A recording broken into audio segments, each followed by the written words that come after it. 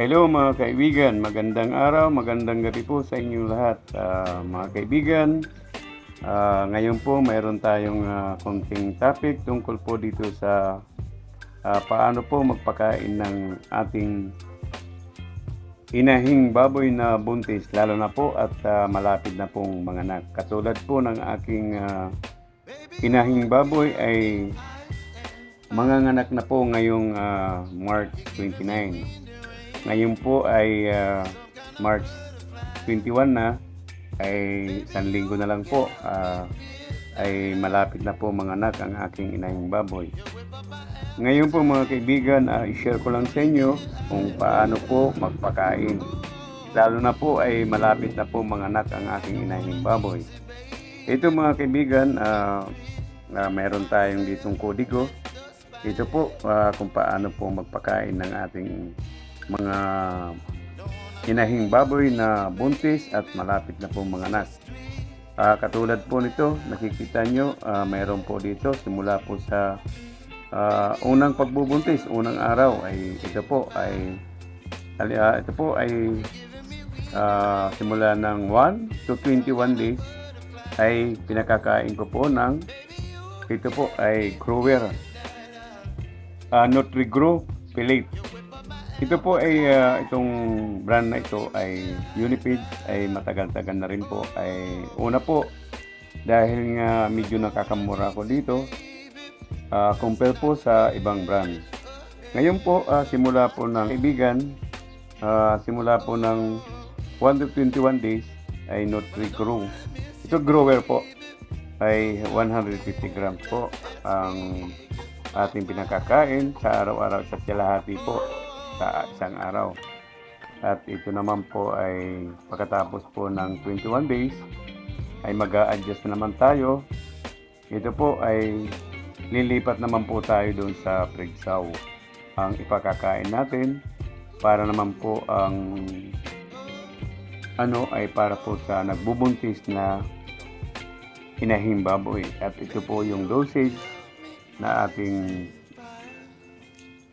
papakain. Ito mga kaibigan, ano lang naman ito, estimated lang po ito kung sa araw-araw na dapat natin ibigay doon sa ating inahing baboy.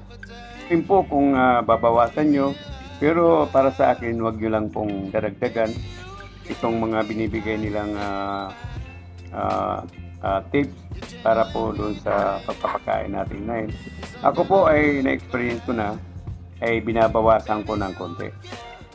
For example po, katulad nito ay 2 kilo, ay ginagawa ko lang po ay 1 kilo at saka 700 grams. Binabawasan ko po. At para po hindi po mabigla or hindi po mamatay ang mga similya ng ating inahin baboy, yung pagbubuntis. Siyempre po, pag na-overfeeding po, ay nagkakaroon po ng problema at namamatay po ang ating mga biik sa loob ng tiyan ng ating inahing baboy. Ngayon, diretso na po tayo mga kaibigan. Dito na po tayo sa malapit na pong manganak. Katulad po ng aking inahing baboy ay isang linggo na lang po. Ngayon, ang pagkain ko na po, ito po ay Little Saver. Ito po ay para po sa pampagatas na po ng aking inahing baboy. At sa ngayon ay pinakakain ko siya. Ito po simula ngayon, 21, bali 8 days na lang. Ito po ang pagkain ko sa kanya ay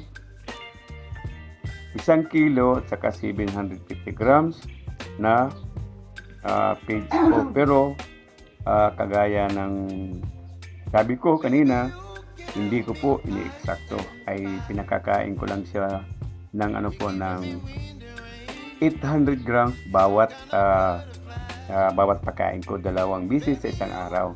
Bali 800 or kaya 750 grams. Ngayon mga kaibigan, pag 4 na araw na lang at manganganak ng ating inahing baboy, ay ito na naman po, ayan po, 4 na araw. Ito na naman po ang dosage na ipapakain natin sa kanya ay 1 kilo na lang po. Yan po. Bali, paghahatiin natin kalahati. Tulad ko ay nagpapakain po ako sa umaga ng kalahating kilo at sa hapon po ay kalahating kilo.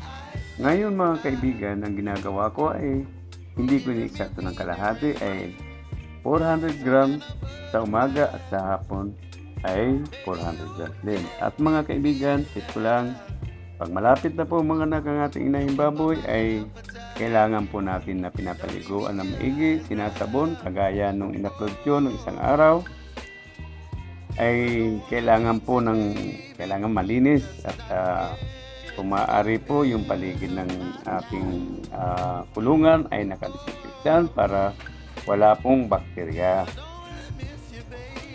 Ito na mga kaibigan, ito yung pagkain po yung para magkaroon ng gatas ang ating inahing baboy. Ito po yung tinatawag na Later Saver sa Unifeed po na brand. Ewan ko lang sa ibang brand, may marami kasing tawag, pero para sa akin mga kaibigan ay puro parehas lang. Magkaiba lang po ng brand.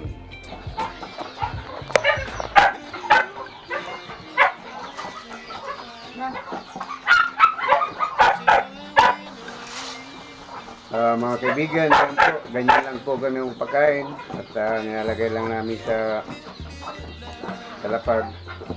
At siya nga pala mga kaibigan, ito ay nilalagyan lang namin ng tubig dahil hindi po siya umiinom dun sa ginawa naming siya umiinom dyan.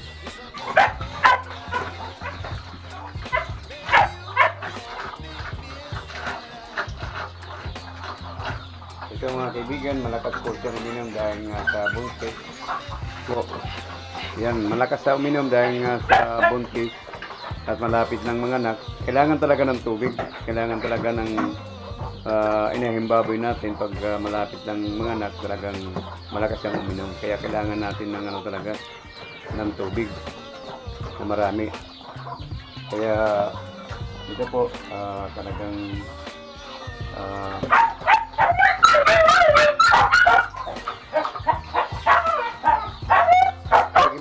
pasensya na kayo mga kaibigan, may ingay talaga yung alaga namin aso dito. Ayan po, ganyan na po kalaki ang kanyang tiyan. Bali, 1 linggo na lang po.